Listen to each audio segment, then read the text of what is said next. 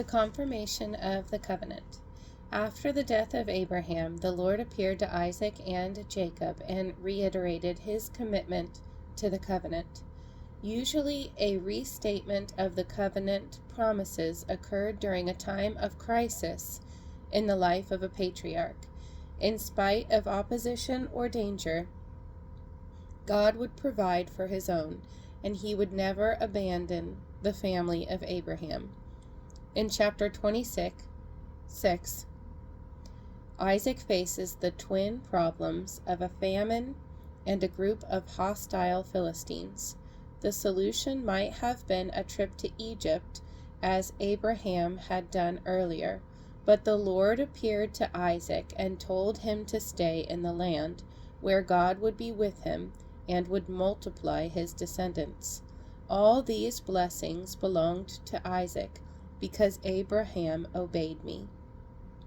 Later, when Isaac dug a well and the Philistines did not dispute its ownership, the Lord appeared once more and repeated his promises. Again, Isaac would be blessed for the sake of my servant Abraham. In many respects, the blessing of Abraham seemed to elude his grandson Jacob, whose deceptive ways brought him into conflict with his own brother. Yet the Abrahamic covenant was confirmed with Jacob more than with any other of the patriarchs. Even Isaac, who clearly preferred Esau, wound up mistakenly blessing Jacob, almost quoting Genesis 12:3 in the process. May those who curse you be cursed, and those who bless you be blessed.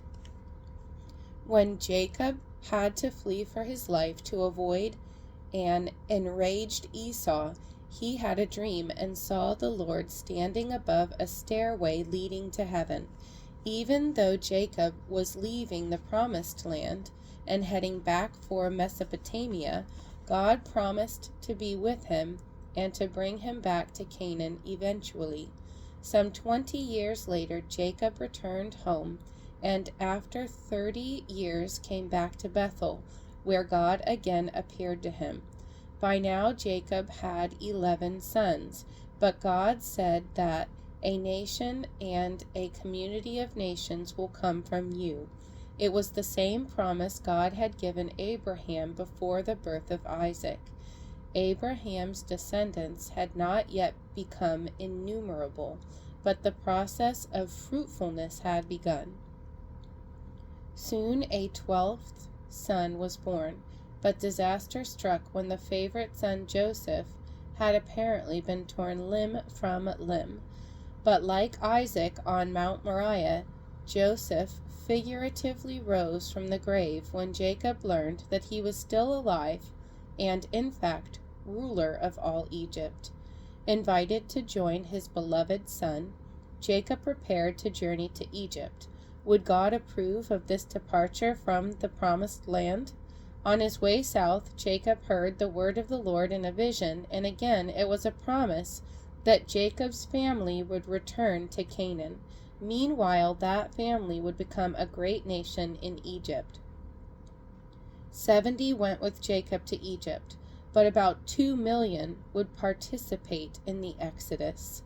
Just before his death, Jacob reminded Joseph of God's promise to him at Bethel, assuring Jacob that Canaan would be his as an everlasting possession.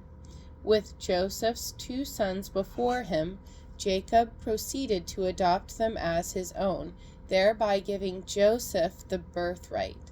His 2 sons, Manasseh and Ephraim, would be tribes in their own name, giving Joseph a double share in the inheritance.